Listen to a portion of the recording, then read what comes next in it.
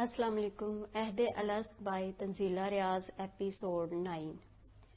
تم اپنے بارے میں کبھی کچھ نہیں بتاتے. وہ تینوں کسی بات پر ہنس رہے تھے جب طلحہ نے اچانک کہا کیا بتاؤں، تم پہلے ہی میرے بارے میں کافی کچھ جان چکے ہو. وہ مسکراتے ہوئے بولا تھا. دل ہی دل میں اسے طلحہ کا یہ شکوہ بہت اپنائیت بھرا لگا تھا. جی نہیں، کچھ نہیں جانتے ہم. سچ تو یہ ہے کہ تم اپنے بارے میں کبھی کوئی بات کرتے ہی نہیں ہو. طلحہ نے اس کی تردید کی تھی. اب کی بار وہ کچھ حیران ہوا. اپنی دانست میں وہ انہیں کافی کچھ بتا چکا تھا. اتنی باتیں تو اس نے آج تک کسی سے بھی نہ کی تھی جتنی وہ ان دونوں سے کرتا تھا. طلحہ ٹھیک کہہ رہا ہے. واقعی تمہارے بارے میں ہم کچھ بھی نہیں جانتے، جبکہ ہمارے سارے سیکرٹس تمہیں پتا ہیں. راشد نے سر ہلا کر کہا تھا. اکیڈمی میں تھیوریٹیکل کورس ختم ہو چکا تھا اور پریکٹیکلز کی پریکٹس شروع ہو چکی تھی، جس کی وجہ سے انہیں باتیں کرنے کے لیے زائد وقت مل جاتا تھا. میرے پاس شیئر کرنے کے لیے کوئی سیکرٹ نہیں ہے، اس نے اپنی ازلی معصوم پن سے کہا تھا. اس کے دوستوں کو یقین نہیں آیا تھا. پھر بھی کچھ نہ کچھ تو ہوگا. طلحہ باضد تھا. کیا بتاؤں؟ اس کے لہجے میں شرمندگی تھی. میں ایک عام سا لڑکا ہوں. ابو کے بارے میں تم لوگوں کو پتا ہی ہے. امی ہاؤس وائف ہے، ایک بہن ہے، چھوٹی ہے مجھ سے. تم لوگوں کی طرح میری کوئی خاص ہابی نہیں ہے. میرے ابو کو فلمیں دیکھنا پسند نہیں ہے. ہمارے گھر ڈش اینٹینا اور ویڈیوز وغیرہ نہیں ہے، کمپیوٹر بھی نہیں ہے. اور ہاں، میری سب سے بڑی خواہش ہے کہ میں کنگ ایڈورڈ سے MBBS کروں اور میں بڑا ہو کر کارڈیالوجسٹ بننا چاہتا ہوں. اور وہ اپنے بارے میں چیدہ باتیں دوبارہ سے بتا کر اب پرسوچ انداز میں ان کی جانب دیکھ رہا تھا. اس کے پاس مزید کچھ نہیں تھا بتانے کے لیے. کتنا میسنا ہے یہ، طلحہ نے راشد کی جانب دیکھ کر کہا تھا. ساتھ ہی اس کی پشت پر دھپ رسید کیا تھا. ہمارے ساتھ چلاکیاں؟ ہاں. راشد بھی سر ہلا دیا تھا. پتہ نہیں تم لوگ کیا جاننا چاہتے ہو. وہ بے بسی سے مسکرایا. اپنی ناسمجھی اور نادانی پہ شرمندگی بھی ہو رہی تھی. یہ ساری باتیں تو ہمیں پہلے سے پتا ہے. یہ سیکرٹس تو نہیں ہے گنے. طلحہ کہنے کے ساتھ آنکھیں بھی گھما رہا تھا. تو پھر کیا سیکرٹس؟ وہ اب واقعی حیران تھا. اوئے اسٹوپڈ، اس کا مطلب ہے لڑکیوں کی باتیں. کوئی لڑکی تو ہوگی تمہاری لائف میں، کوئی تو پسند ہوگی تمہیں یا تم کسی کو پسند ہوگے. کوئی کزن، ہمسائی یا کلاس فیلو. یہاں اکیڈمی میں بھی کتنی ہی لڑکیاں آتی جاتی ہیں، کبھی تو کوئی اچھی لگی ہوگی نا. راشد کا انداز بھی طلحہ جیسا ہی تھا. وہ جھینٹ سا گیا. راشد اور طلحہ کبھی کبھار اپنی کزنز کا حوالہ دیتے تھے، لیکن اس نے کبھی ایسی باتوں میں دلچسپی نہیں لی تھی. حقیقت یہ تھی کہ اسے ایسی باتیں سمجھ میں ہی نہیں آتی تھی. ایسی باتیں سننے کے بعد اسے مزید وضاحت کی ضرورت پڑتی تھی. میری زندگی میں ایسی کوئی بات نہیں تھی. ابھی ہم اتنے بڑے نہیں ہوئے کہ ایسی باتیں کریں. وہ جھمپی ہوئی ہنسی کے ساتھ بولا تھا. طلحہ اور راشد ڈش کلچر سے متعارف ہونے کی وجہ سے اس معاملے میں کسی قدر ہٹ درم ہو چکے تھے. تمہارا مطلب ہے ایسی باتوں کے لیے ہمیں بڑا ہونا ضروری ہے؟ جب ہمارے بچے ہمارے جتنے ہو جائیں تب ہم ایسی باتیں کریں، ہیں نا؟ بہت عقل مند ہو تم. آفٹر آل پوزیشن ہولڈر ہو. اپنی سمجھ کے مطابق بات کرو گے. اسٹوپڈ. 18 سال کا ہو چکا ہوں میں، اور یہ راشد 1 مہینہ ہی چھوٹا ہے مجھ سے. طلحہ کا انداز استہزائیہ تھا. اسے نہ چاہتے ہوئے بھی ہنسی آ گئی. اگرچہ یہ بات ہمیشہ میرے لیے شرمندگی کا باعث بنی رہی ہے، مگر ہے سچ. یہ عمر و عیار مجھ سے 1 ماہ بڑا ہے. راشد نے بے ڈھنگے پن سے طلحہ کی تائید کی تھی. ان کا انداز اتنا مزاحیہ تھا کہ وہ ہنستا ہی چلا گیا اور بات آئی گئی ہو گئی. لیکن اس کے دوستوں کے ہنسنے کا ایک منفرد ٹاپک لگا تھا. وہ اکثر اسے چڑھانے لگے. تم اپنے لیے کوئی گرل فرینڈ ڈھونڈو، ورنہ مجبوراً مجھے اپنی ایک آدھ گرل فرینڈ تمہیں دینی پڑے گی. راشد اس کو کہتا تھا. وہ اگرچہ تینوں ہی گرل فرینڈ کے اصل مفہوم سے آشنا تھے، لیکن اس کے لیے تو یہ لفظ ہی بے حد انوکھا اور نیا تھا، اس لیے وہ خجل سا ہو جاتا. ہاں بھئی، پڑھاکو کو کوئی گرل فرینڈ ملی یا نہیں؟ طلحہ بھی اکثر سوال کرتا. وہ چپ چاپ خجالت بھرے انداز میں ہنستا رہتا. اسے ان کی باتیں اچھی لگتی تھی. اس کے لیے یہ سب سنجیدہ موضوعات نہیں تھے، بلکہ دوستوں کے بے تکلفی کے مظاہرے تھے. پریکٹیکلز کے بعد اکیڈمی میں ٹیسٹوں کا نہ ختم ہونے والا سلسلہ شروع ہو گیا. طلحہ اور راشد بھی بے شک پوزیشن ہولڈر نہیں تھے، لیکن امتحانات ان کے لیے بھی اہم تھے. سو باتیں کرنے کے مواقع کم ہو گئے، اگرچہ ختم نہیں ہوئے تھے. یہ صبا نورین کون ہے؟ اس نے طلحہ سے پوچھا تھا. تم کیوں پوچھ رہے ہو؟ طلحہ کی ذہنیت دن بدن تبدیل ہو رہی تھی. وہ فوراً ہی ذو معنی انداز اختیار کر لیتا تھا. आतिफ साहब आज बहुत तारीफ कर रहे थे, कह रहे थे लड़कियों के सेक्शन में सबा नौरीन टॉप पर जा रही है। इसने सीरीज टेस्ट में केमिस्ट्री के सब्जेक्ट में मुझसे 3 मार्क्स ज्यादा लिए हैं, जबकि बायो और फिजिक्स में मेरे मार्क्स ज्यादा है और इंग्लिश में हम बराबर हैं। इसने केमिस्ट्री के आखिरी मिलने वाले टेस्ट की जवाबी कॉपी को दोबारा से सफा ब सफा देखना शुरू हो गया था, साथ ही तलहा को वजाहत दी थी।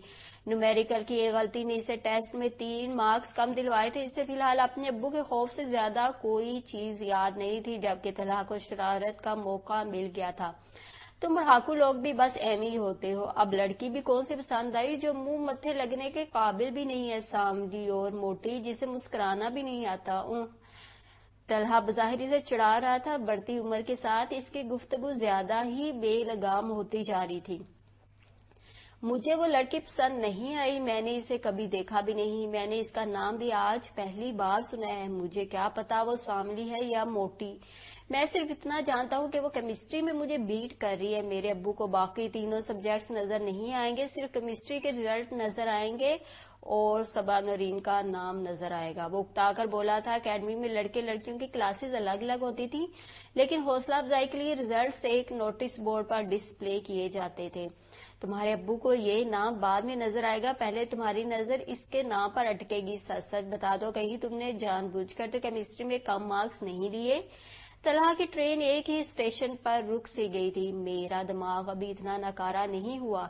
इसने गलत हो जाने वाले न्यूमेरिकल को दोबारा चेक करते हुए कहा था। 2 जगह वॉल्यूम का यूनिट ना लिखने पर सर ने उसके 3 मार्क्स काट लिए थे।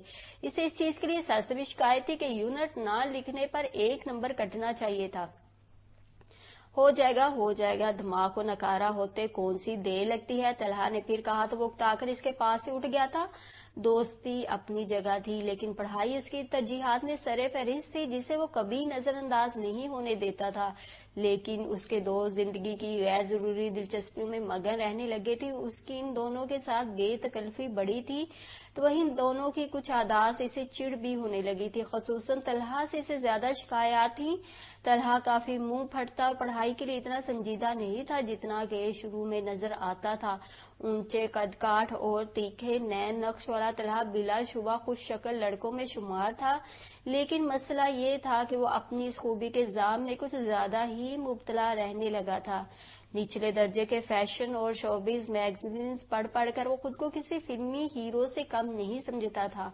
उसकी गुफ्तगू भी फिल्मी जोक्स और फिल्मी गॉसिप के गिर्द घूमती थी। तभी इसके मुंह से एक लड़की का नाम सुनकर, इसके मुतल्लिक इस्तफसार सुनकर वो बिला वजह उसे इस लड़की का नाम लेकर छेड़ने लगा था।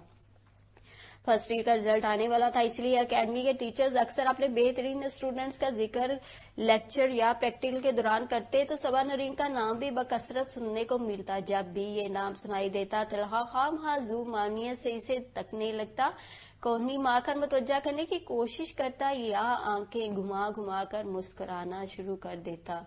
वो इनकी ऐसी हरकत को नजरअंदाज करता, मगर कभी कभी से हंसी भी आ जाती, जिससे इन्हें मजीद शय मिलती। ये सिलसिला शायद इसी तरह चलता रहता, मगर फर्स्ट ईयर रिजल्ट ने यकदम हर चीज पर बड़ा सा फुल स्टॉप लगा दिया था। मुझे तुमसे यही उम्मीद थी, अब्बू ने मायूसी से हिलाते हुए कहा था। वो कभी इसे देखते थे और कभी हाथ में पकड़ी मार्कशीट देखने लगते थे। इनके सामने मेज पर इस लड़की की मार्कशीट पड़ी थी जिसने बोर्ड में फर्स्ट पोजीशन हासिल की थी, जबकि वो इस बार तीसरी पोजीशन हासिल कर पाया था। इसके अब्बू उन लोगों में से थे जिनके लिए तीसरा दर्जा आखिरी होता है, इसके ऊपर नीचे या दरमियान में कुछ नहीं होता। इसलिए इसकी तीसरी पोजीशन इसके लिए कोई कारनामा नहीं था। वो हमेशा की तरह इस पर बरस पड़े थे और ये सिलसिला तब से जारी था जब से रिजल्ट बाकायदा अनाउंस किया गया था। आज वो न जाने किस तरह फर्स्ट और सेकंड आने वाली लड़कियों की मार्कशीट निकलवा लाए थे और अब एक बार फिर इस पर बरस रहे थे। तुमने साबित कर दिया है कि तुम लातों के भूत हो, तुमसे नरमी बरतने का मतलब है गलती, सिर्फ गलती। उन्होंने इसकी मार्कशीट इसके पाँव में फेंक दी थी। वो पहले ही सर झुकाए खड़ा था। मार्कशीट कदमों में गिरते ही इसने गर्दन मजीद झुका ली थी। مارک شیٹ پر لکھا اس کا اپنا نام اسے ذرا سا دھندلایا ہوا لگ رہا تھا، حالانکہ اس کی آنکھوں میں نمی نہیں تھی۔ ابھی تک ابو نے اسے ایک بھی تھپڑ رسید نہیں کیا تھا، وہ شاید آج صرف لفظوں کی مار سے اسے گھائل کرنے کا ارادہ رکھتے تھے۔ میری محنت کا یہ صلہ دیا ہے تم نے مجھے، لوگوں کو باتیں بنانے کا اچھا موقع مل گیا، تم اپنی نہ صحیح میری عزت کا خیال کر لیا کرو۔ لیکن نہیں، تم ایسا کیوں کرو گے؟ تمہیں تو موقع چاہیے باپ کو ذلیل کرنے اور کروانے کا۔ سب لوگ کہتے تھے کسی بڑے کالج میں داخلہ کرواؤ، میں نے کہا نہیں، بڑے کالج میں ایڈمیشن کا مطلب ہے الٹی سیدھی سرگرمیوں میں وقت ضائع کرنا۔ 36 طرح کی سوسائٹیاں بنی ہوتی ہیں، ایسے کالجز میں بچوں کو گھیر گھار کر اس میں شامل کر لیتے ہیں، پھر ان کا وقت ضائع کرتے ہیں۔ لیکن مجھے یہ نہیں پتا تھا کہ میرا بیٹا کسی سوسائٹی کا حصہ بنے بغیر بھی یہ کام اچھے طریقے سے کر سکتا ہے۔ میں ذرا مصروف کیا ہوا، تمہیں پر پرزے نکالنے کا موقع مل گیا۔ ان کا لہجہ سرد تھا مگر الفاظ شعلوں کی طرح گرم تھے، اسے اپنے ماتھے پر پسینے کی نمی محسوس ہونے لگی تھی۔ جانتے ہو نا، اس سال سے انٹری ٹیسٹ ہوگا، پورا پنجاب بیٹھے گا اس ٹیسٹ میں، ایک ایک نمبر کے لیے سخت مقابلہ ہوگا، اور ڈسکوالیفائی ہونے کا مطلب ہے میڈیکل کی فیلڈ میں نو انٹری۔ سن رہے ہو میری بات؟ ایک ایک نمبر کا مقابلہ ہے۔ ایک بات غور سے سن لو، میں دوبارہ نہیں دہراؤں گا، اگر تم میرٹ لسٹ پہ نہ آ سکے تو میں بخشوں گا نہیں تمہیں، اپنے ہاتھوں سے گولی مار دوں گا۔ اس کے ابو بھول گئے تھے کہ بخشنے کا اختیار صرف اوپر والے کے ہاتھ میں ہے۔ وہ اپنا غصہ اپنے بیٹے پر اتار رہے تھے، جبکہ بیٹا ان کی باتوں پر پہلی بار اتنا غمگین نہیں ہوا تھا۔ اس کے لیے اس کے ابو کی باتیں جوہر کے پانی کی طرح تھی، سڑی ہوئی اور بدبودار، جو اسے سرد اور ذہنی تعفن کے علاوہ کچھ نہیں دیتی تھی۔ اس نے فرسٹ آنے والی لڑکی سے 8 نمبر کم لیے تھے۔ وہ پر امید تھا کہ اگلے سال ان 8 نمبروں کی سیڑھی کو 2-2 کر کے پھلانگ لے گا اور اپنی سابقہ پوزیشن کو بحال کر لے گا، مگر ایک عجیب سی بات تھی جو اس نے اتنی شدت سے کبھی محسوس نہیں کی تھی۔ فرسٹ پوزیشن حاصل کر لینا کوئی بہت بڑا مارکا سر کر لینے کے برابر نہیں تھا۔ وہ میٹرک میں یہ کام کر چکا تھا، مگر تب بھی ابو نے اسے گلے لگا کر مبارکباد نہیں دی تھی۔ وہ تب بھی اسے اتنا ہی دور تھے جتنا کہ اب ان کا اور اس کا درمیانی فاصلہ آج بھی برقرار تھا۔ اس کے اندر کھلبلی سی مچ گئی تھی۔ ابو فرسٹ پوزیشن لینے پر بھی خوش نہیں تھے، ابو تھرڈ پوزیشن لینے پر بھی ناراض ہے۔ جب میں ابو کو خوش کر ہی نہیں سکتا تو کس لیے؟ کیوں؟ اس کے ابو کو اس سے صلہ چاہیے تھا اور وہ گلہ کر رہا تھا۔ اے لڑکے، کیا ہر وقت فارغ بیٹھے رہتے ہو؟ یہاں آؤ۔ میں گھر کے دروازے کے باہر بیٹھا خشک ٹنڈ منڈ بکھرے میلے میلے رنگی پتوں کو دیکھ رہا تھا جو میرے سامنے ہی درخت سے علیحدہ ہوئے تھے۔ ان میں اور مجھ میں بہت مماثلت تھی، اور فرق صرف ایک تھا، وہ پاؤں کے نیچے کچلے جاتے تھے تو چڑ مڑ ہو کر شور مچاتے تھے، اپنے ہونے کا احساس دلاتے تھے، جبکہ میں نے یہ کام چھوڑ دیا تھا۔ گرینی مسٹر ایرک اور کوہو میں سب سے لا تعلق اور لاپرواہ ہو چکا تھا۔ میں نے سب کو ان کے حال پر چھوڑ دیا تھا۔ اے لڑکے، میں تم سے مخاطب ہوں۔ لکڑی کے جنگلے کے اس پار سے پھر کوئی پکارا تھا۔ میں نے کھڑے ہو کر دیکھا، وہ مسٹر ایمرسن تھے۔ میرا ان سے تعارف تھا، نہ کبھی ملاقات ہوئی تھی۔ کوہو نے مجھے ایک بار ان کے بارے میں بتاتے ہوئے محتاط رہنے کی ہدایت کی تھی کہ وہ کافی بد مزاج شخص ہیں۔ وہ ہمارے ساتھ والے گھر میں رہتے تھے، میں نے انہیں کئی بار آتے جاتے اپنے گھر کے لان میں خود سے باتیں کرتے دیکھا تھا۔ میں یہ بھی جانتا تھا کہ وہ کچھ بد مزاج اور غزیلے قسم کے انسان ہیں۔ وہ اپنے گھر میں اپنی ہاؤس کیپر پر اتنی زور سے چلاتے تھے کہ ان کی آواز ہمارے گھر کے لان تک آتی تھی۔ میں 2 انچی کا آرٹ پیس نہیں ہوں، اتنے غور سے مت دیکھو مجھے، میں اس بات کا برا مناتا ہوں۔ ان کی آواز میں اور ان کے انداز میں مزاح کی جھلک تھی، نہ بے تکلفی کا کوئی عنصر۔ وہ سنجیدہ اور کسی قدر کرخت دکھائی دیتے تھے۔ میں نہ چاہتے ہوئے بھی کسی معمول کی طرح سیڑھیاں اتر کر جنگلے تک اور پھر دروازہ کھول کر ان کے ساتھ چلنے لگا۔ میرے گھر آؤ، مجھے کچھ بات کرنی ہے۔ وہ 60 کے پیٹے میں لگتے تھے، ان کی چال میں چستی تھی اور ان کے ہاتھ میں لاٹھی بھی نہیں تھی، لیکن ان کی پشت تھوڑی خمیدہ تھی۔ ہم یہاں ہی کھڑے ہو کر بات کر لیتے ہیں۔ جب وہ اپنے گھر کے اندر قدم رکھنے لگے تو میں نے کہا تھا وہ میری جانب مڑے، ان کی آنکھوں میں ناپسندیدگی تھی۔ مرد راستے میں کھڑے ہو کر باتیں کرتے ہوئے اچھے نہیں لگتے، بالخصوص دو پڑھے لکھے سمجھدار اور وجیح مرد۔ انہوں نے بنا مسکرائے کہا تھا۔ میں بھی نہیں مسکرایا تھا۔ ہم دونوں میں سے کسی ایک کی حصے مزاح یقیناً ناکارہ اور قابل مرمت تھی۔ میں ان کے پیچھے ان کے گھر میں داخل ہو گیا۔ ان کا گھر کشادہ اور صاف ستھرا تھا۔ ہلکی سی حدت کے ساتھ فضا میں میٹھی سی خوشبو بھی محسوس ہوتی تھی۔ مجھے سب کچھ بہت بھلا سا محسوس ہوا۔ تمام تر حسیات کو جیسے سکون ملا۔ میں نے چند بے آواز لمبی سانسیں بھریں۔ آپ تنہا رہتے ہیں؟ وہاں کوئی آہٹ سنائی دی تھی؟ نہ آواز۔ تو میں نے پہلا سوال یہی کیا تھا۔ وہ ہال سے ہو کر اوپر کی جانے والی سیڑھیوں کی طرف بڑھ رہے تھے۔ میں بھی ان کے پیچھے تھا۔ میں گنہگار ہوں نہ فرشتہ، میں کیوں رہوں تنہا؟ وہ مجھے جتا رہے تھے۔ مجھے ان کے اس جملے کے ابہام نے الجھا دیا۔ میں معافی چاہتا ہوں لیکن مجھے کوئی نظر نہیں آیا تھا، اس لیے میں نے پوچھ لیا۔ میں نے وضاحت کی۔ سیڑھیاں ختم ہو چکی تھی۔ اب ہم کوریڈور سے گزر رہے تھے۔ دیوار پر جا بجا چھوٹے بڑے فریم آویزاں تھے۔ ہر چیز میں بہت سلیقہ اور کرینہ نظر آ رہا تھا۔ میں نے دل ہی دل میں مسز ایمرسن کی نفاست و خوش ذوقی کو سراہا۔ کون نظر نہیں آیا تمہیں؟ کسے دیکھنا چاہ رہے ہو تم؟ میرے ساتھ کوئی نہیں رہتا، اکیلا ہوں میں، انہوں نے ڈپٹ کر کہا۔ میں نے چونک کر ان کی جانب دیکھا، لیکن چونکہ میری جانب ان کی پشت تھی سو میں ان کا چہرہ نہیں دیکھ پایا تھا۔ وہ ایک دروازہ کھول کر اندر داخل ہو گئے۔ آپ نے خود ہی تو کہا تھا کہ آپ اکیلے نہیں رہتے، آپ گنہگار ہیں نہ فرشتہ۔ میں نے انہیں یاد دلایا۔ ایسا لگ رہا تھا جیسے میرے سامنے مسٹر ایمرسن نہیں بلکہ گرینڈ پا کھڑے ہوں۔ میں ان کے ہمراہ جس کمرے میں داخل ہوا تھا وہ دراصل ایک بڑی سی لائبریری تھی۔ چاروں دیوار کے ساتھ چھت تک کتابیں ہی کتابیں تھیں۔ ایک جانب آرم چیئر تھی جبکہ دوسری جانب اسٹڈی ٹیبل تھی جس پر ایک کتاب عمدی پڑی تھی۔ ایک الگ کارنر میں رائٹنگ ٹیبل بھی نظر آ رہی تھی۔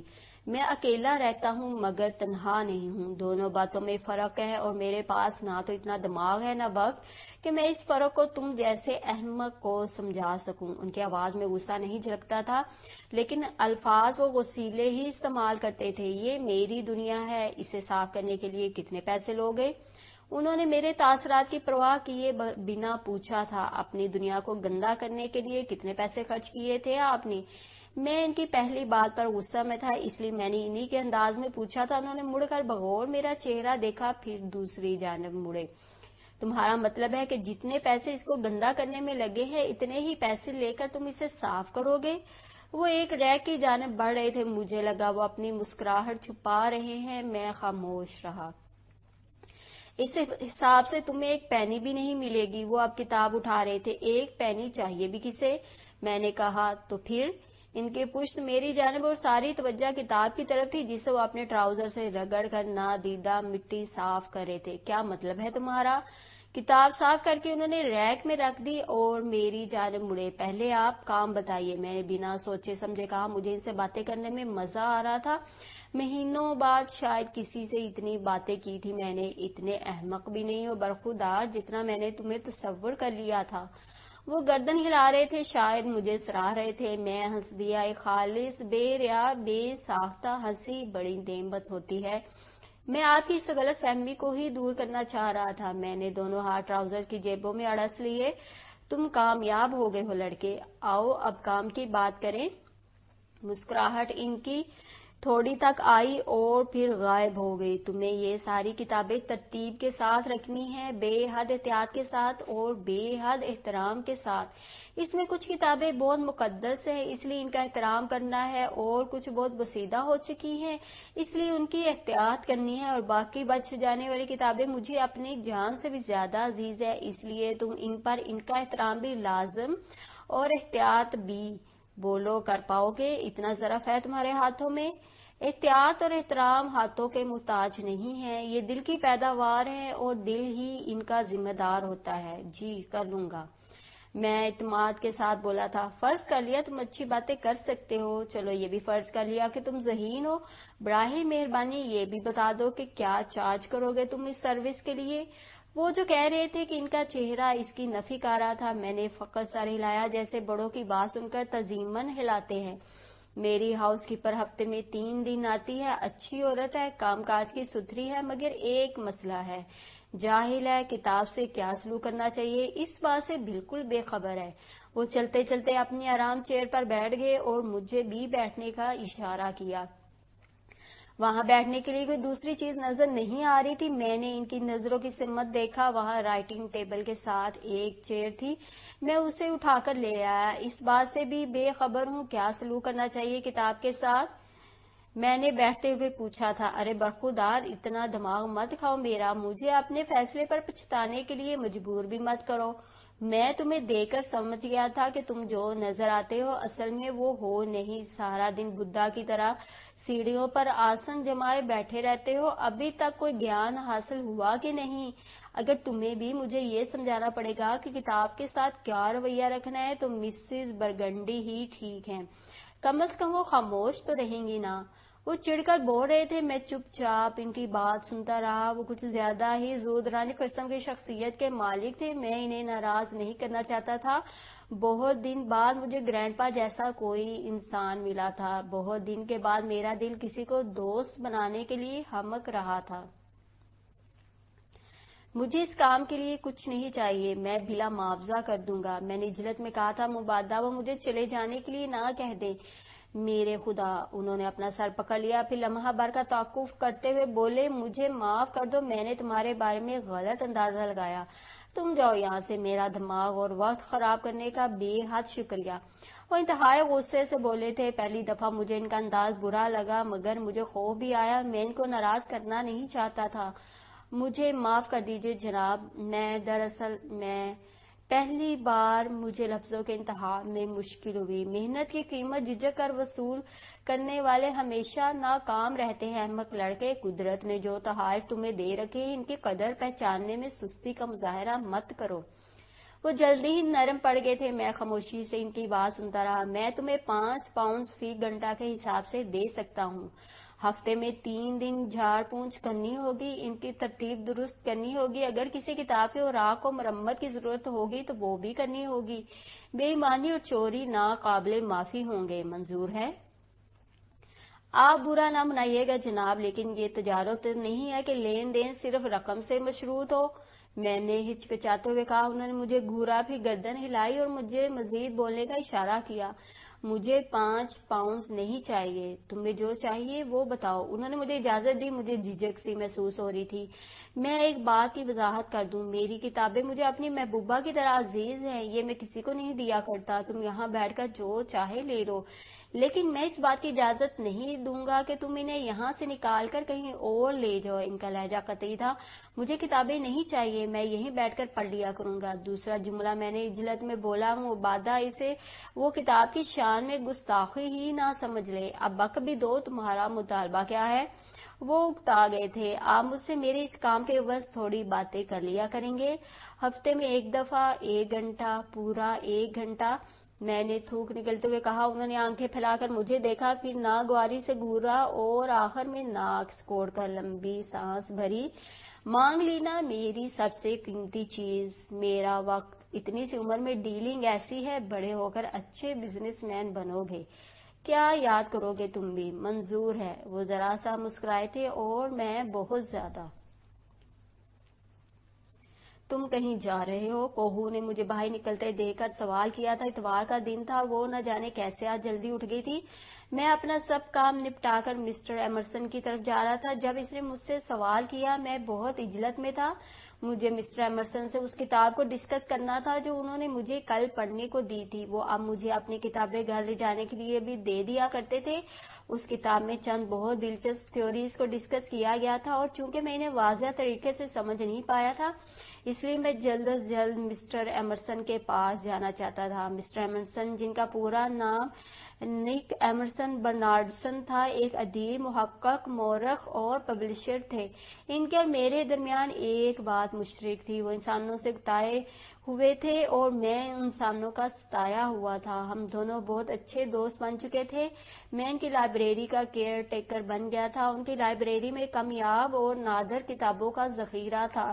ابتدا میں مجھے کتابیں پڑھنے کا اتنا جنون نہیں تھا، لیکن میرے پڑھنے کی رفتار اتنی تیز تھی اور مسٹر ایمرسن نے ابتدا میں مجھے چند کتابیں پڑھنے کو دی تھی جو انہیں میں نے بہت جلد پڑھ کر واپس کر دی، جس سے وہ بہت خوش اور حیران ہوئے۔ پہلی بار انہیں مجھے ازراہ مروت اپنی کتابیں دی تھی، پھر وہ مطالعہ کو میرا جنون سمجھ کر خوشی خوشی یہ کام کرنے لگے، اور میں نے بھی پہلی بار کتابیں صرف ان کا دل جیتنے کو پڑھنا شروع کی تھی، لیکن مجھے بھی دھیرے دھیرے اس کام میں مزہ آنے لگا۔ کوہو کا بلا وجہ بلا ضرورت سوال اسی لیے مجھے بد مزہ کر گیا تھا۔ کوئی کام ہے مجھ سے؟ میں نے بنا اس کی جانب دیکھے سوال کیا تھا۔ وہ چپ رہی جیسے کچھ سوچ رہی ہو۔ میں نے اپنا جیکٹ پہنا اور اس کے کالرز کو کانوں تک پھیلا کر باہر نکلنے لگا۔ تم جہاں بھی جا رہے ہو وہاں سے جلدی واپس آ جانا، تمہارا سامان پیک کرنا ہے، وہ سابقہ انداز میں بولی، جبکہ میں نہ صرف حیران ہوا بلکہ عجب ششو پن میں گر گیا۔ کوہو کا شروع سے ہی یہی انداز تھا، وہ مجھ سے اپنی مرضی سے مخاطب ہوتی تھی اور مرضی کی ہی بات کرتی تھی۔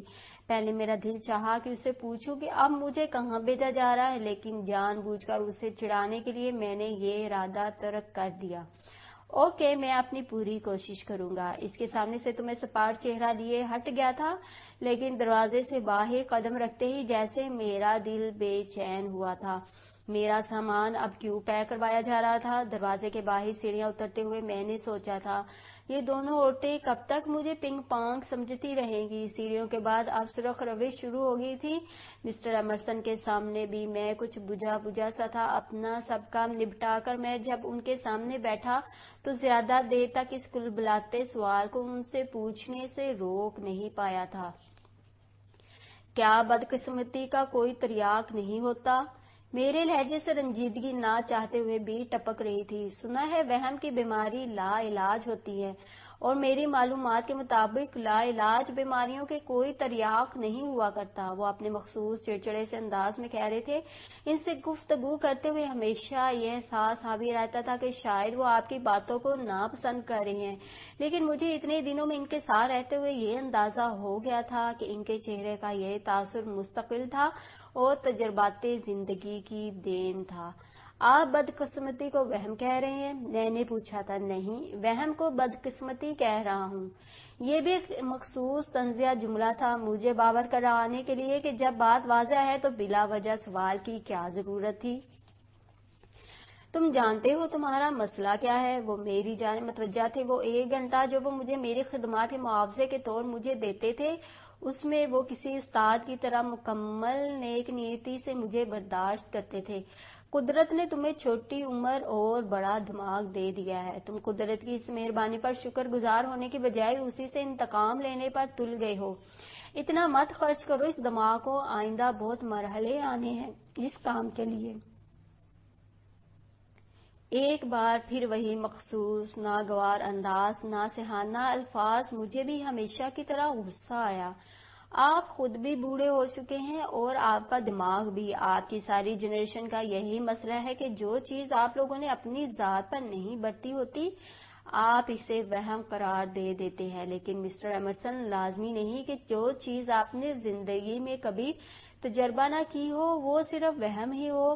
ہم زندگی کو جس رنگ کے شیشوں کی اینک لگا کر دیکھتے ہیں، زندگی اسی رنگ کی نظر آتی ہے، لیکن اس کا مطلب یہ تو نہیں ہوتا کہ باقی رنگ ہیں ہی نہیں، یا پھر ہمارا وہم ہے۔ آپ کسی پیدائشی اندھے شخص سے پوچھیں کہ تاریک رات کے اس پار کیا ہوتا ہے، تو وہ یہی جواب دے گا کہ مزید تاریک رات۔ اسے بھی آپ اس کا وہم قرار دیں گے؟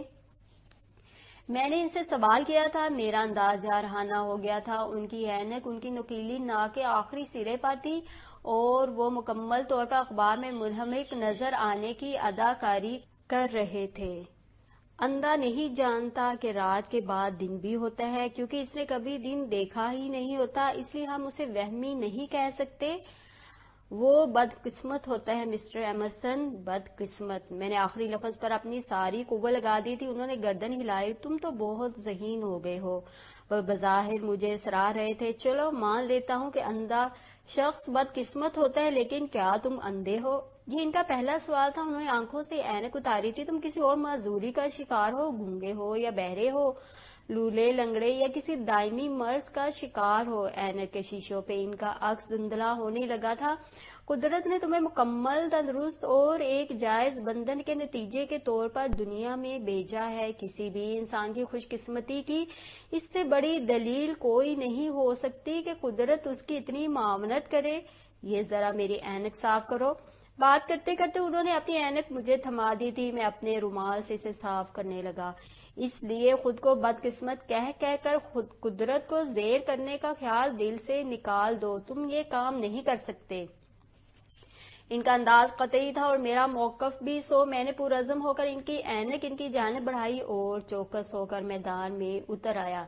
میرا ایسا کوئی ارادہ بھی نہیں ہے۔ میں نے وہ کام کرنا ہی ترک کر دیے جو میں نہیں کر سکتا یا اچھے طریقے سے نہیں کر سکتا، لیکن جو کام میں اچھے طریقے سے کر سکتا ہوں وہ تو میں ضرور کروں گا۔ اچھا، میں بھی تو سنوں کہ تم کون سا کام اچھے طریقے سے کر سکتے ہو۔ انہوں نے ٹانگ پر ٹانگ اور ناک پر اینک رکھ لی۔ ہاتھ میں جو کتاب تھی وہ بھی کرسی کی آرام پر اوندھی رکھ دی۔ بحث، کم از کم یہ میں کر سکتا ہوں مسٹر ایمرسن۔ تمہارے پاس بمشکل 30 منٹ باقی ہیں۔ کام کی بات کرنی ہے تو کرو ورنہ جاؤ یہاں سے۔ انہوں نے دوبارہ کتاب کی پشت پر ہاتھ رکھا۔ یہ ان کا نفسیاتی حربہ تھا۔ کیا واقعی بدقسمتی صرف ہمارا وہم ہوتی ہے؟ میں نے پوچھا تھا۔ انہوں نے ضد چو کر گہری سانس بھری۔ میرا موقف تو کم از کم یہی ہے کہ بدقسمتی صرف وہم ہوتی ہے۔ جو خود سوچو قدرت ایک دنیا بناتی ہے، اسے محبت سے تخلیق کرتی ہے، اسے نعمتوں سے برکتوں سے مالا مال کرتی ہے، اپنی مخلوق کے لیے ہر آسانی عطا کرتی ہے۔ اس کا مطع نظر کبھی یہ نہیں ہو سکتا کہ وہ اپنی مخلوق کو پریشان کرے، اسے دکھ دے یا اس کی بے چینی کا باعث بنے۔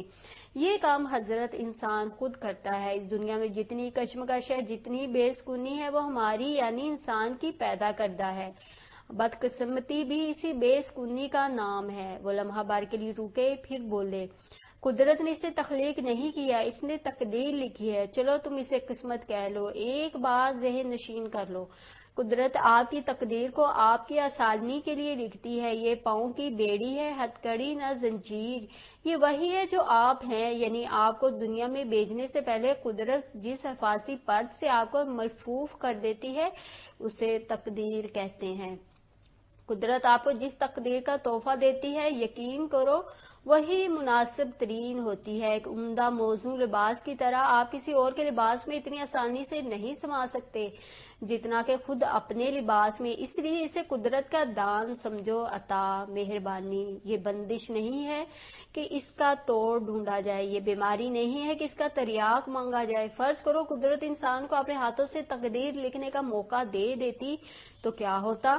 دنیا کا اس سے برا حال ہو جاتا جو اب ہے۔ انسان تو آزادانہ طور پر اپنی خوراک کے بارے میں یہ فیصلہ نہیں کر سکتا کہ دوپہر کو کیا کھا رہا ہے تو شام کو کیا کھائے گا، کل کیا کھائے گا، کل کے بعد کیا کھائے گا۔ یہ قدرت کا کام ہے میرے بچے، اسے کرنے دو۔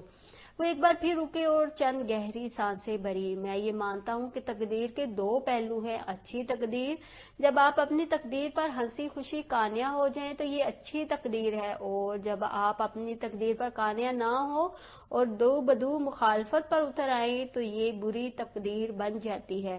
قدرت کے ساتھ مقابلہ نہیں کیا جا سکتا، مقابلہ اپنے برابر والوں سے ہوتا ہے۔ قدرت پر راضی ہوا جاتا ہے، اس کی لکھی تقدیر پر قانع ہوا جاتا ہے۔ یہ بات تم جتنی جلدی سمجھ لو اتنا اچھا ہے۔ میں نے پہلے بھی کہا ہے کہ قدرت آپ کو مکمل پیدا کرے اور ایک ایسے بندھن کے نتیجے میں پیدا کرے جو جائز ہو تو یہ ہی اس کی آپ پر سب سے بڑی مہربانی ہے۔ اس مہربانی پر شکر ادا کرنا سیکھو، قانع ہونا سیکھو۔ تقدیر کو اوڑھنی سمجھو، بچھونا نہیں۔ اسے پشت پر نہیں، بہادروں کی طرح سینے پر رکھو۔ تقدیر کو زیر نہیں، زبر کرنا سیکھو۔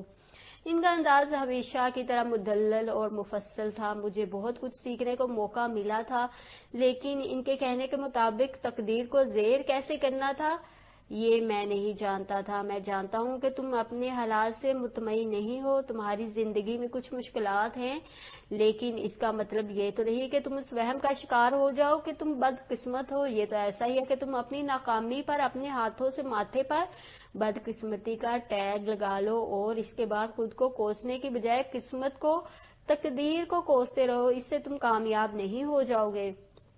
कामयाबी के पीछे सब्र, आजमा, मोहब्बत दरकार होती है। तुम कामयाब अजीम लोगों की जिंदगियों का मुताला करके देखो, हर शख्स मुश्किलात से दो चार रहा, नबर्द आजमा रहा। चेस्ट राइट से लेकर न्यूटन, आइंस्टाइन तक हर शख्स की जिंदगी में मुश्किलात थी, लेकिन आज की दुनिया इनका नाम कामयाब इंसानों के तौर पर लेती है। तुम मेरी बात समझ रहे हो ना? तुम अच्छे लड़के हो, तुम में बहुत सलाहियतें हैं, मैंने तुम्हें आजमा लिया है। तुम्हारी उंगलियों में लफ्जों के खजाने दफन हैं, तुम अभी इससे बेखबर हो। वक्त आने पर इस खजाने को दिल खोल कर इस्तेमाल करना, तुम खुद को बदकिस्मत कहना छोड़ दोगे। शर्त सिर्फ यही है कि शॉर्टकट मत तलाश करो, मेहनत करो और तकदीर पे कामयाब होना सीख लो। उन्होंने घड़ी देखी और किताब दोबारा उठा ली। 1 घंटा पूरा होने में 1 मिनट ही बाकी था। मजीद कुछ पूछना है तुम्हें? ये उन्होंने मुंह से नहीं कहा था, लेकिन इनका अंदाज मुझे समझ में आ रहा था। तकदीर पर कामयाब होने का कोई तरियाक है? मैंने इनके चेहरे की तरफ देखा, वो घड़ी की तरफ देख रहे थे। हाँ, स्विमिंग किया करो, उन्होंने कहा और किताब में गुम हो गए। 1 घंटा खत्म हो गया।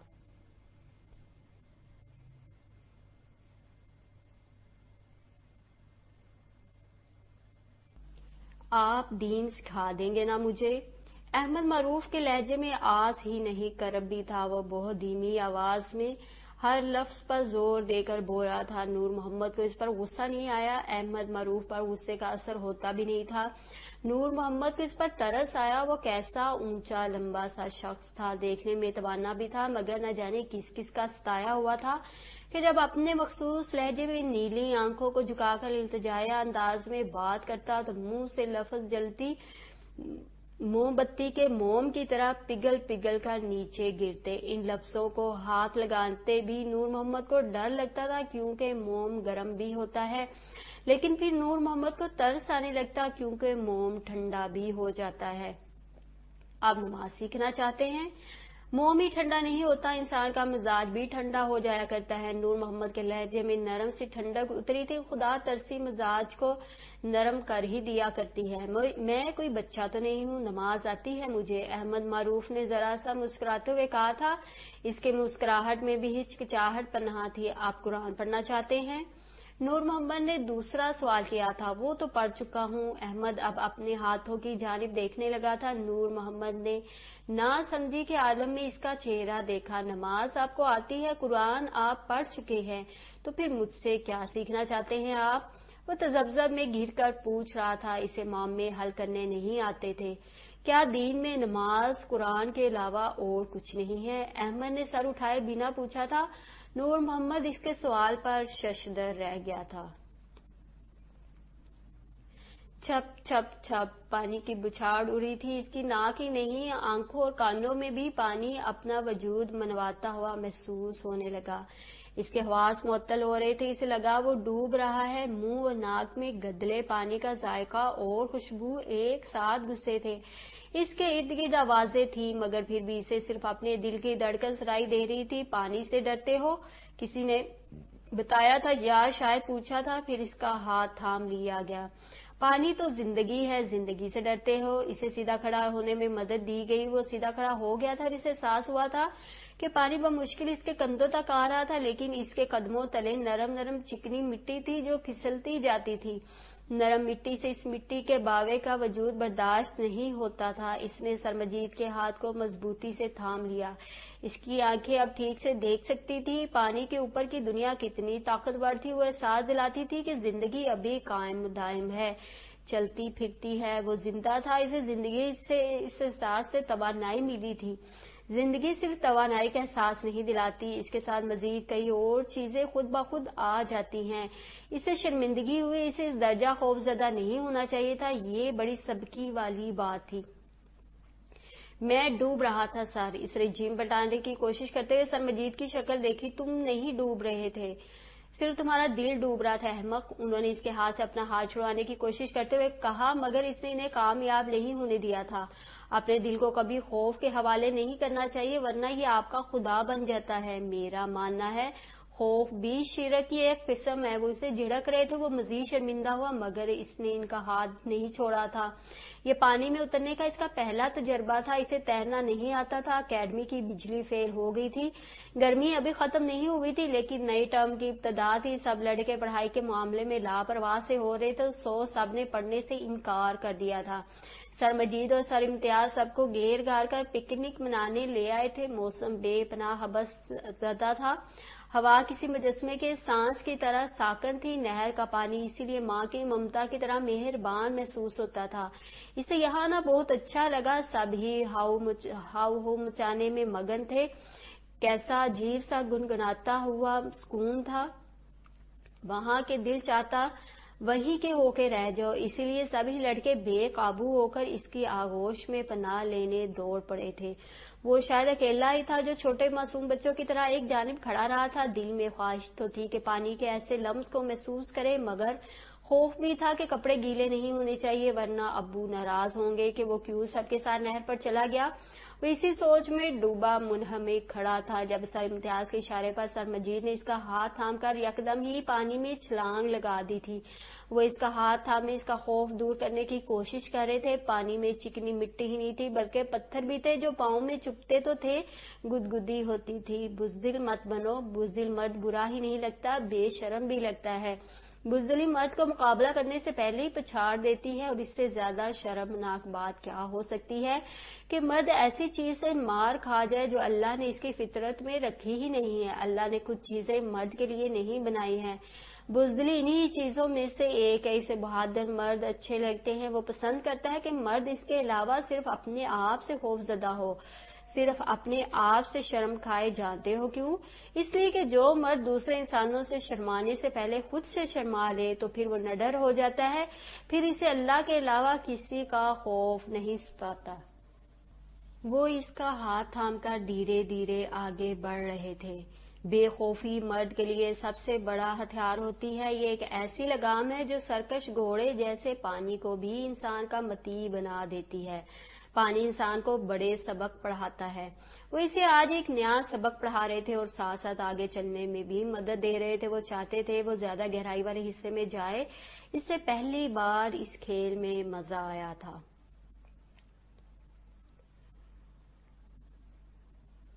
वो बहुत आहिस्तगी से इसके हाथ से अपना हाथ छुड़वा रहे थे। इसका दिल लम्हा भर के लिए फिर गैर मामूली रफ्तार से धड़का।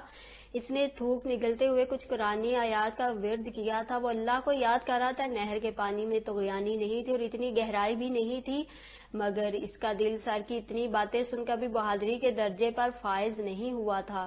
सर, आज बस आप इस भेड़ को ही लेक्चर देते रहेंगे या हमें भी कोई तवज्जो देंगे? जुनेद एक बार फिर इस सतह आप पर जाहिर हुआ था। सर मजीद ने अभी भी इसकी जानिब देखा था, न इसकी बात का जवाब दिया था। वो इसके साथ आहिस्ता आहिस्ता आगे की जानिब बढ़े थे। पानी गहरा होने लगा था। कंधों से मुंतकिल होती नमी गर्दन तक पहुंची थी। फिर वो इसे अपने कानों तक महसूस करने लगा था। अपने आप को पानी के हवाले कर दो, ये देखो ऐसे। सर मजीद ने यकदम पैंतरा बदला था। वो जरा सा ऊपर हुए थे और खुद को पानी के सीने पर रख दिया था। फिर उन्होंने बाजू फैलाकर इन्हें चप्पुओं की तरह चलाना शुरू किया था। वो बात करते करते तैरता शुरू हो गए थे। इसने इन्हें अपने गिर्द दायरा बनाते देखा। पानी पर काबज होने के लिए इसको अपना आप पेश करना पड़ता है, अपना आप इसको सौंपना पड़ता है। ऐसे करने वालों को पानी अच्छा उछालता नहीं है बल्कि संभाल लेता है।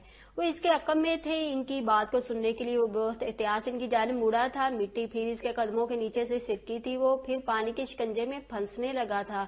इसकी धड़कन एकदम तेज हुई थी। दिल जैसे किसी ने जोर से दबा डाला था। वो डूब रहा था। पहली दफा का तजर्बा दूसरी दफा से ज्यादा खौफनाक था। मैंने कहा ना, खुद को पानी के हवाले कर दो। ये पानी बहुत बेजरर है। इसकी नरमी को महसूस करो, इसकी रजा का ख्याल रखो। सर मजीद फौरन इसके करीब आए थे लेकिन उन्होंने इसको सहारा नहीं दिया था। वो अपने डूबते हवासों पर बमुश्किल काबू पाने में कामयाब हुआ था। इसकी हिम्मत इतनी ही थी, बस इसे फिर सर की बातें भूलने लगी थी। अपने असाब को पुरस्कून होने दो। पानी में ममता वाली खुसूसियात होती हैं। ये इंसान को अपनी बाहों में लेकर लोरी सुना सकता है, लेकिन इनको जिन्हें पानी की फितरत समझने की सलाहियत होती है। वो मुसलसल बोल रहे थे। उन्होंने फिर इसका हाथ थाम लिया था। इसे हौसला मिला, लेकिन लम्हा भर का खेल था। उन्होंने फिर इसका हाथ छोड़ दिया। सर प्लीज प्लीज मेरा हाथ मत छोड़े, इसने इल्तिजा की थी। शट अप, चूंटी भी पानी में गिर जाए तो हाथ पांव हिलाना सीख जाती, तुम इससे भी गए गुजरे हो क्या? डरपोक, मरोगे नहीं तुम, और अगर यहाँ लिखी है तुम्हारी तो बचोगे नहीं तुम। मौत का वक्त और जगह मुकर्रर होती है, इसे टाला या रोका नहीं जा सकता। यहाँ आनी हुई तो यहीं आकर रहेगी। मैं इससे दरख्वास्त नहीं कर सकूंगा कि बीबी आज बच्चा राजी नहीं है, कल परसों आ जाना। वो इसे झिड़क कर बोले थे। इसने शर्मिंदा होते हुए अपनी हिम्मत मुजतमा की थी। वो सर के साथ साथ घूमने लगा था, इसका दिल लरज रहा था, मगर वो इसकी जानिब से लापरवाह होने लगा। वो चिंटी से थोड़ा सा ज्यादा बहादुर तो था, वो सर के सामने मजीद शर्मिंदा होना नहीं चाहता था। शाबाश, बिल्कुल ठीक, पानी को शरीका मत समझो, इसके साथ दू बदू मत हो, इनकी हदायत जारी थी। वो धीरे धीरे पानी के सहर में मुब्तला हो रहा था। इसने सीना तान कर चंद कदम भरे थे। वो बाजों को फैलाना सीख रहा था, फिर इसने यकदम अपना आप पानी के हवाले कर दिया था। इसके पंजे गीली मिट्टी से ऊपर उठ रहे थे। पानी की फितरत में बज़ाहिर आजिज़ी है, ये आपके साथ दो बदू मुकाबला नहीं करता, लेकिन आपको एक बार इसके सामने अपनी मैं मारनी पड़ती है, खुद को इसके सुपुर्द करना पड़ता है, अपने आप को इसके हवाले करना पड़ता है, इसके सीने पर आजिज़ी से कदम धरना पड़ता है कि ये ले, तू अगर इंसान से बड़ा सूरमा समझता है खुद को तो मुझे कर ले तस्खीर, मुझे अपने बस में कर सकता है तो कर ले। पानी को बस इस बात से गर्ज होती है कि इंसान मेरी इज्जत करना जानता है या नहीं, इससे मेरी हुर्मत का पास है या नहीं, कि अल्लाह ने मिट्टी में मुझे मिलाया तो इसे बनाया। इंसान की सदा से मसरूर हो जाता है, इंसान की खुद स्पुर्दगी से पागल कर देती है, फिर वो मुतमईन हो जाता है और खुद को इंसान के हवाले कर देता है। सर मजीद की बातों ने इसको अपने शहर में जकड़ लिया था। वो वाकई पानी के मेहरबान लम्स को पूरे इर्तिकाज के साथ महसूस करने लगा था। इससे पहली बार डर नहीं लगा था। इसने बहुत आस्तगी से अपने पांव गदली मिट्टी से बिल्कुल अलहदा किए थे, फिर अपने बाजू वाह करके वो पानी से हम आगोश होने लगा था। ये मुश्किल नहीं, बहुत मसरूर कुन था। इसने पानी को अपनी सबसे कीमती चीज दे दी थी, इसने पानी को अपना आप दे दिया था। पानी ने इसे क्या दिया था? पानी ने इसे आजिज़ी का वो सबक पढ़ाना शुरू किया था कि जिसको सीखने के लिए इंसान को इस दुनिया में भेजा गया, एक ऐसी चीज जो खुदा के पास नहीं, और वो इंसान से इसकी तमन्ना करता है, आजिज़ी। पानी आपको आजिज़ी नहीं सिखाता, वो सिखाता कि आजिज हो जाने में दरअसल कैसी कशिश है, क्या मजा है। पानी आपको सिखाता है कि सर्बसजूदगी में किस कदर आसूदगी है।